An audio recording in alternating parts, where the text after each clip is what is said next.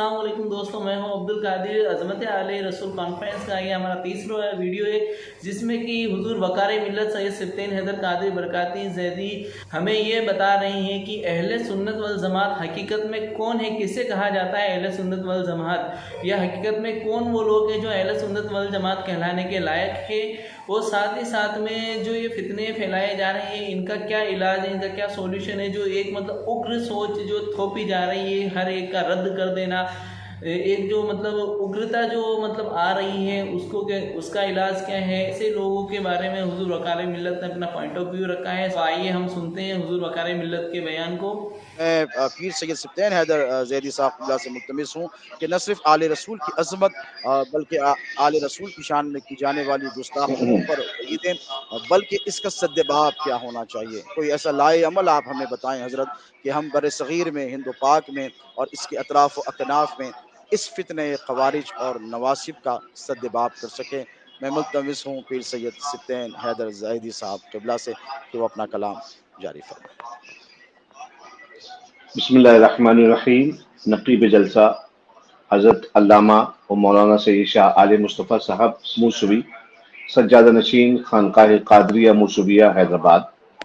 میرے برادر محترم حضرت پیر سید تنویر ہاشمی صاحب قبلہ مدرج اللہ العالی، صاحبزادہ پیر سید محمد عثمان شاہ فیروزی، حضرت علامہ مولانا مفکر اسلام سید عبد الماجد محمود کاظمی صاحب، السلام علیکم ورحمۃ اللہ تعالی وبرکاتہ۔ وعلیکم السلام ورحمۃ اللہ۔ حضرات گرامی، مجھ پر میرے بہت ہی عزیز بھائی سید علی مصطفیٰ صاحب نے، اور ان کا نام میرے لیے بہت زیادہ، ایک تو اس وجہ سے بھی محترم ہے کہ یہ سید زادے ہیں اور صحیح النسب نجیب الطرفین سید زادے ہیں، اور دوسری بات یہ بھی ہے کہ یہ میرے دادا کا بھی نام ہے۔ اس وجہ سے میں کبھی کبھی انہیں تطفلاً آپ کہہ لیں یا دل لگی میں دادا جان بھی کہہ دیا کرتا ہوں۔ بہرحال میں آپ کا انتہائی مشکور ممنون ہوں کہ آپ نے مجھ جیسے کم علم اور طالب علم کو جو ابتدائی مکتبی تعلیم حاصل کر رہا ہے، اس لائق سمجھا کہ کچھ آ کر اپنے دل کی باتیں آپ کے ساتھ شیئر کروں۔ میں سب سے پہلے تو آپ کو اس بات کی مبارکباد دینا چاہتا ہوں کہ آج آپ نے وہ کام کر دیا ہے جس کام کی اس وقت قوم کو ہی نہیں بلکہ عالم اسلام میں اسلام کی پہچان کے لیے جس کی ضرورت تھی، اور وہ ہے عظمت آل رسول کے بارے میں لوگوں کو باور کروانا کہ اسلام زندہ کیسے ہوگا، اسلام کی بقا اپنے پورے وقار کے ساتھ کیسے باقی رہے گی۔ آج اس کے لیے آپ لوگوں نے جو یہ خدمت میں جو پہل کری ہے، میں آپ لوگوں کو، تمام حضرات کو، اسپیشلی علی مصطفیٰ صاحب کو اور اپنے بڑے بھائیوں کو جو یہاں پر تشریف فرمائے، جناب فرید گیلانی صاحب بھی میں دیکھتا ہوں کہ تشریف لے آئے ہیں، میں آپ تمام کو خیر مقدم کہتا ہوں، اہلاً و سہلاً کہتا ہوں۔ یہ ایک بات یہاں پر حضرت پیر عبد الماجد صاحب نے ارشاد فرمائی تھی کہ عظمت علی رسول کو لے کر جو موقفی اور مذہبی جو اختلافات چل رہے ہیں، میں سب سے پہلی بات تو یہ کہوں گا کہ اہل سنت کیا ہے اس کو ہمیں سمجھنا چاہیے۔ اکثر لوگ جو آل رسول کی محبت اور مودت اور ان کا ذکر کرنے والوں کو شیعہ یا رافضی کہہ دیا کرتے ہیں، اور کہتے ہیں کہ صاحب یہ اہل سنت کے طرز عمل کے خلاف ہے، تو میرا ماننا یہ ہے کہ وہ اس بات کو سمجھتے ہی نہیں ہے کہ اہل سنت کون۔ ایک کتاب ہے علامہ ابن عبد البر رحمۃ اللہ تعالی علیہ، علامہ ابن عبد البر مالکی، اس کا نام ہے الانتقاء فی فضائل الائمہ ثلاثہ، اور اس کتاب کے اندر ایک بڑی اچھی اور نفیس عبارت میری نظر سے گزری، میں آپ کے ساتھ شیئر کرتا ہوں اس کو۔ علامہ حضرت امام مالک بن انس امام دار الہجرہ رحمۃ اللہ تعالی علیہ، آپ سے کسی بندے نے پوچھا ما اہل السنہ، اہل السنت کیا چیز ہے؟ تو آپ نے اس کے جواب میں امام اہل سنت ہیں حضرت امام مالک رضی اللہ تعالیٰ عنہ، ظاہر سی بات ہے ان کی بات ہمارے لیے قابل تقلید ہے، قابل قبول ہے۔ آپ نے ارشاد فرمایا اہل السنت الذین لیس لہم لقب یعرفون بہ لا قدری ولا مرجی ولا رافضی. آپ نے فرمایا کہ اہل سنت، اب یہ بہت ہی ایک نفیس نقطہ آپ نے ہمارے لیے چھوڑ دیا تھا، ایک خطبہ. آپ نے فرمایا کہ اہل سنت وہ ہیں جو کسی خاص لقب سے نہ جانے جاتے ہوں، وہ گروہ ہے. اور پھر اس کے بعد اس کی وضاحت فرمائی ان کے زمانے میں جو رائج فرقے تھے. آپ نے فرمایا کہ نہ وہ قدری ہیں، نہ وہ مرجیہ ہیں، نہ وہ رافضی ہیں. اگر اس زمانے میں اس کی ہم مثال لے کے آئیں تو صاحب نہ وہ دیوبندی ہیں، نہ وہ اہل حدیث ہیں، نہ وہ وہابی ہیں، نہ وہ بریلوی ہیں، اور اس قسم کا جو بھی لقب اپنے اوپر چسپا کر کے ہی کہے کہ صاحب ہم اہل سنت ہیں. تو جو بھی لقب کے ساتھ اپنے آپ کو اہل سنت پریزنٹ کرے گا وہ سید سبتہ حیدر کی زبان میں نہیں بلکہ امام اہل سنت امام مالک بن انس رحمت اللہ تعالی علیہ کی زبانی وہ شخص جو ہے وہ اہل سنت نہیں ہے. مجھ سے ہمارے بھائی سید علی مصطفیٰ صاحب نے ارشاد فرمایا کہ میں کوئی سلوشن بتاؤں کہ جس کے ذریعے ہم لوگ یہ جو آج ایک فیشن ہو گیا ہے، ایک ٹرینڈ ہو گیا ہے کہ جہاں سید زادے دکھے ان کے اوپر تنقید کسنا شروع اور ان کے اوپر صاحب تعین و تشریح وغیرہ اچھالنا شروع. میں سادی زبان بولنے کا عادی ہوں اور اسی سادی زبان میں ایک بات اپنی عوام سے، چونکہ یہاں پہ بہت سارے عوام بھی ہمارے خوش عقیدہ جو آل رسول سے محبت رکھتے ہیں تشریف فرمائے اس محفل میں ایک بات کہنا چاہتا ہوں جو مجھ سے کسی زمانے میں کسی دیہاتی نے ہمارے علاقے میں گجرات کے کسی ایک آل رسول کے چاہنے والے نے کہی تھی. اور انہوں نے مجھ سے کہا تھا کہ صاحب ہمیں تو زیادہ فلسفے نہیں معلوم، زیادہ کتابیں نہیں پڑھی، لیکن سید کے بارے میں ہم اتنا جانتے ہیں کہ پانی کتنا ہی میلا ہو جائے، اس میں کتنی ہی کیچڑ پڑ جائے، مگر آگ بجھانے کے کام آ جاتا ہے. آگ بجھانے کے کام آتا ہے. تو صاحب یہاں پر مجھے مومن شبلنجی، اب ایک علمی میں بات عرض کروں، ایک نقل کروں کہ مومن شبلنجی کی مشہور زمانہ کتاب ہے نور الابصار فی مناقب آل بیت النبی المختار. میں نے اس کے اندر ایک عجیب روایت پڑھی اور اس کو میں آپ حضرات کے ساتھ حاضرین بزم کے ساتھ شیئر کر رہا ہوں. آپ فرماتے ہیں کہ ایک صاحب نے اس بات کی منت کری کہ میرا کام پورا ہو جائے گا تو میں مدینے جا کر وہاں پہ سادات کی خدمت میں فتوحات اور نذرانے پیش کروں گا. کہتے ہیں کہ صاحب کام پورا ہو گیا اللہ کے حکم سے اور میں مدینہ طیبہ حاضر ہوا. اب جس سید زادے سے ملوں وہ فضیلت علی کا قائل، وہ مولائے کائنات کی برتری بیان کرتا ہوا. کہتے ہیں کہ میں یہ سوچ رہا، میں نے جب یہ دیکھا تو میرے دل میں کراہت واقع ہوئی. اور صاحب میں نے یہ بھی دیکھا کہ دو تین ان میں سے سادات کرام جو ہیں وہ شیخین کے لیے بھی کچھ ایسے کلمات استعمال کر رہے ہیں جو نامناسب ہیں. تو بہرحال کہتے ہیں کراہت واقعی ہوئی، میں نے کسی کو نذرانہ نہیں دیا، کسی سید صاحب کو. اور پھر میں مسجد نبوی میں ایک کونا ملا، وہاں پہ میں سو گیا. کہتے ہیں میں سویا تو مجھے خواب میں نظارہ جو دکھا وہ یہ کہ محشر کا میدان بپا ہے اور وہاں پر آقا کریم علیہ الصلوۃ والسلام کی بارگاہ میں حاضری کے لیے میں جا رہا ہوں. بیچ میں سیدہ فاطمہ کے پاس سے گزرتا ہوں تو سیدہ نے میری طرف سے منہ پھیر لیا. کہتے ہیں سیدہ نے میری طرف سے منہ پھیر لیا تو میں آقا کریم علیہ الصلوۃ والسلام کی بارگاہ میں استغاثے کے لیے پہنچا اور استغاثہ کیا کہ مولا سیدہ جو ہے وہ میری طرف ملتفت نہیں، کرم کی نظر نہیں فرماتی. تو رسول اللہ علیہ الصلوۃ والسلام نے سیدہ سے دریافت فرمایا کہ بیٹی آپ ہمارے اس غلام اور امتی کی طرف ملتفت کیوں نہیں ہیں؟ تو سیدہ نے ارشاد فرمایا کہ یہ بندہ میرے بچوں سے بغض رکھتا ہے. تو اس نے کہا ایسی بات نہیں ہے، بغض نہیں رکھتا، میرے دل میں جو ہے ان کا احترام ہے، مگر میں نے دیکھا کہ وہ سیدنا ابا بکر صدیق اور سیدنا عمر فاروق کے لیے کچھ ایسے نامناسب الفاظ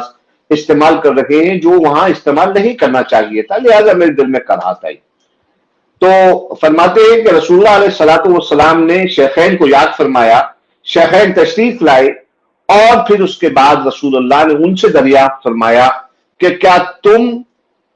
ہماری آل سے، ہماری بیٹی فاطمہ کی اولاد سے کوئی مواخذہ رکھتے ہو یا مواخذہ کرو گے؟ تو آپ دونوں نے ارشاد فرمایا کہ نہیں ہمیں سید زادوں سے کوئی شکایت نہیں. پھر اس کے بعد کہتے ہیں میری آنکھ کھل گئی اور میں نے جو ہے وہ سیدوں کے لیے جو میرے دل میں کراہت تھی وہ میں نے دور کی اور ان کی بارگاہ میں بغیر کسی تعصب کے میں حاضر ہونا شروع ہوا اور ان کی بارگاہ میں نے فتوحات پیش کی. اب یہاں سے جو سلوشن ہے ایکچولی وہ بات یہ ہے, وقت زیادہ ہو رہا ہے لیکن پھر بھی میں سلوشن جو ہے وہ میں آپ کو ایک بات بتاتا ہوں کہ یہ سید افضل یا سید نئی افضل, عالم افضل, یہ جتنے بھی مباحث ہیں یہ تمام انگریزی میں اسے کہتے ہیں انسیپشن, جسے عربی میں وسوسے سے تعبیر کیا گیا ہے. اور یہ تمام وسوسے شیطان کی طرف سے پیدا کیے جا رہے ہیں. کچھ تو وہی اصلی شیطان جسے ابلیس کے نام سے ہم جانتے ہیں, اور کچھ انسان کے روپ میں شیطان ہیں جو کبھی داڑھی, ٹوپی, جبے, امامے اور دستاروں میں جو ہے آ کر اس قسم کی باتیں عوام کے درمیان کرتے ہیں. اور یہ باتیں کرنے کا ان کا فائدہ صرف یہ ہے کہ اللہ تعالی جو مین میسج ہے جو نوح علیہ السلام سے شروع ہوا اور محمد عربی علیہ السلام پہ ختم ہوا, یعنی توحید, لا الہ الا اللہ, اس میسج کے لوگوں میں نہ پہنچ پائے اور اس سے لوگ روشنی نہ حاصل کر پائے, اس وجہ سے ایسے مسائل چھیڑ دینا جس سے لوگوں کی توجہ بھٹک جائے. لہذا لوگ جو ہیں وہ یہی آج کے زمانے میں کوشش کر رہے ہیں کہ کبھی مسئلہ چھیڑ دیا صاحب کسی فرقے کا کہ وہ فلانے صاحب سے ملتا ہے اس لیے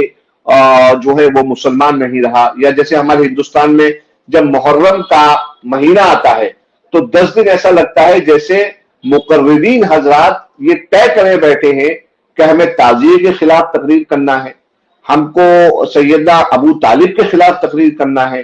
ہمیں جو ہے وہ مولائے کائنات کی فضیلت کے بارے میں جو ہے کلام کرنا ہے, یا امام حسن مجتبی کے سلسلے میں جو ہے ان کی خلافت کے سلسلے میں ہمیں اختلاف کرنا ہے, وغیرہ وغیرہ. یہ سب باتیں عوام کی توجہ ہٹانے کے لیے ہیں.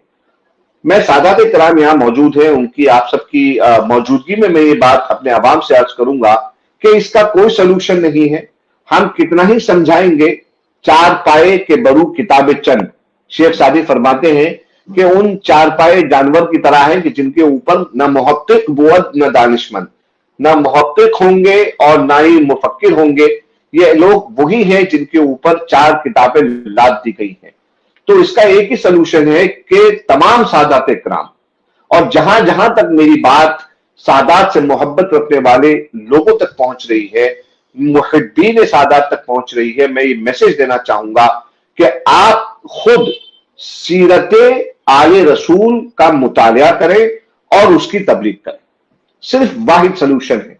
کیونکہ سیرت آل رسول ہی وہ سیرت ہے, وہ طریقہ ہے کہ جس کے ذریعے آپ توحید کو مسلمانوں کے گھر گھر پہنچا سکتے ہیں. میرے سامنے بہت ساری روایتیں امام حسن مجتبی, چونکہ آج امام حسن کی شہادت کا دن ہے تو ان کی سیرت پاک کی اتنی بہت ساری باتیں اور تفصیلیں میرے سامنے موجود ہیں. میں اس میں سے صرف ایک بات مجھے بڑی پسند آئی, میں وہ شیئر کرنا چاہوں گا تاکہ آپ کو میری بات کی وضاحت ہو جائے اور اس کی شہادت ہو جائے.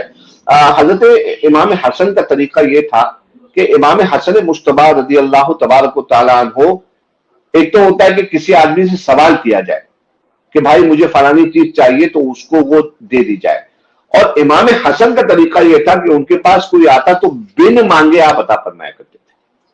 اور وہ بن مانگے جو عطا فرماتے تھے اس کے پیچھے ان کا ایک فلسفہ تھا. ایک مرتبہ احیاء العلوم میں علامہ غزالی رحمت اللہ تعالی علیہ آپ نقل فرماتے ہیں کہ ایک شخص نے تحریر لکھ کے بھیجی امام حسن کی بارگاہ میں, ایک سوال کیا کہ حضور مجھے یہ چیز چاہیے. وہ تحریر امام حسن کی بارگاہ میں پہنچائی گئی. امام حسن نے اس خط کو کھول کر پڑھا نہیں بلکہ اپنے خادم کو حکم دیا کہ جاؤ اور جا کے اس سائل کی حاجت روائی کرو, اس کو اتنا بہت سارا مال نکال کے دے دو. اس سائل نے کہا کہ حضور آپ کم از کم میرا خط کھول کے پڑھ ہی لیتے کہ میری حاجت کیا ہے. امام حسن نے ارشاد فرمایا کہ میں نے اس شخص کا خط اس لیے کھول کے نہیں پڑھا کیونکہ جتنی دیر مجھے لگتی اس کے خط پڑھنے میں اتنی دیر یہ شرمندہ کھڑا رہتا, اور کل قیامت کے میدان میں جب اللہ رب العزت مجھ سے پوچھتا کہ میرا ایک بندہ تیرے پاس اس لیے آیا تھا کہ میری نعمت تیرے پاس تھی اور وہ تجھ سے اس میں سے کچھ حصہ مانگنے آیا تھا تو تو نے اسے شرمندگی کا سامنا کیوں کرنے دیا؟ یہ امام حسن مصطفیٰ علیہ الصلوۃ والسلام کا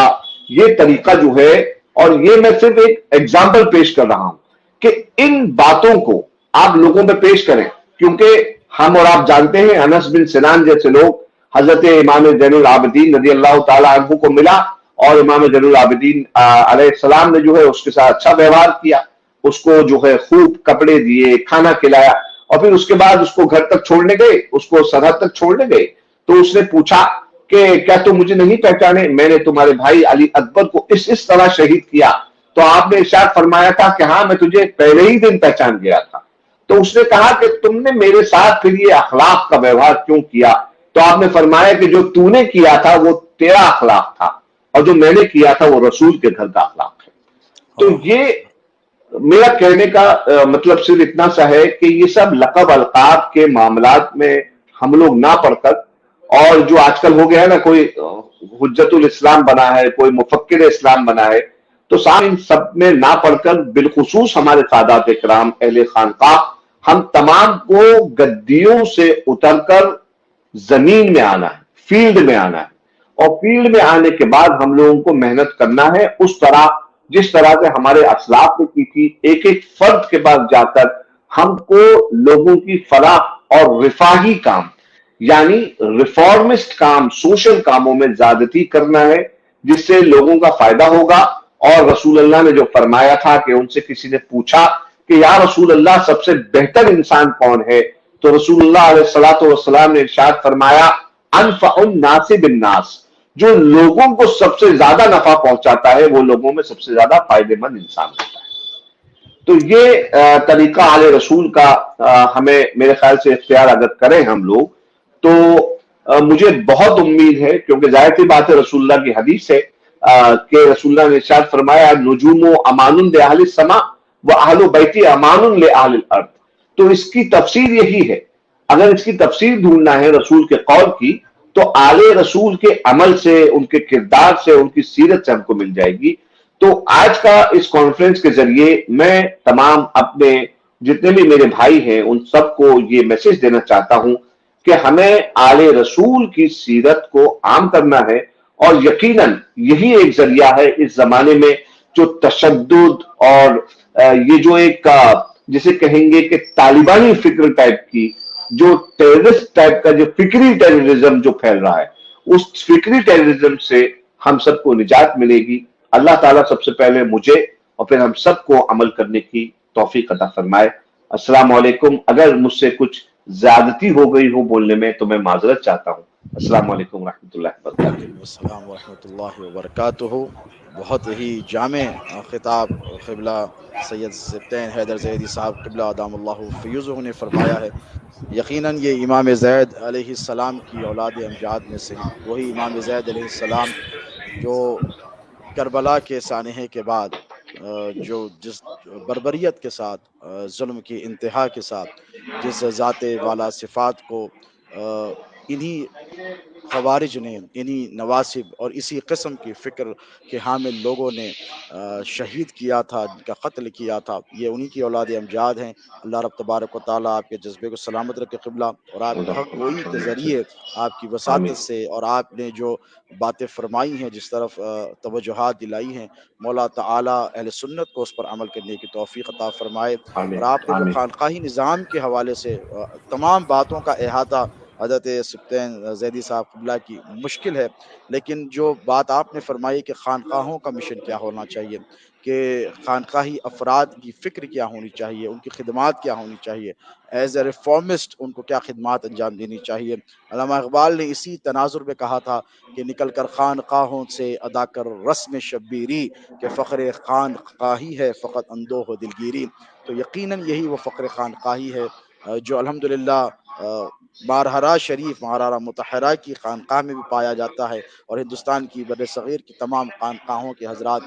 اسی پر عمل پیرا ہیں۔ اور اسی अल्हम्दुलिल्लाह। वजह से अल्हम्दुलिल्लाह एक मोहब्बत का जो सूफिया कराम का जो तौर तरीक़ा था उस पर हम सब अमल पैरा थे। लेकिन पता नहीं ये तकफ़ीरियत हमारी सफ़ों के बीच में कैसे दाखिल हो गई कि लोगों ने अहले सुन्नत का सर्टिफ़िकेट तो अब ये नया शुरू हुआ है। अभी पाकिस्तान के हवाले से मुझे इत्तला मिली कि जी। कुछ लोग ऐसे हैं खुद साख्ता ठेकेदार अहले सुन्नत के बन बैठे हैं जिन्होंने सैयद कायनात की भी शान में गुस्ताखी की और फिर अब वो भी ये अस्तगफिरुल्लाह। कह रहे हैं कि हम जिन्हें सर्टिफिकेट सुन्नियत का देंगे वही सुन्नी कहलाए जाने के मुस्तहक हो गए। अलियाज़ु बिल्लाहि ताला। अल्लाह ऐसे लोगों से अयाज़ु बिल्लाह। हमारी कौम की बिलखुसूस अहले सुन्नत व जमात की हिफाजत फरमाए।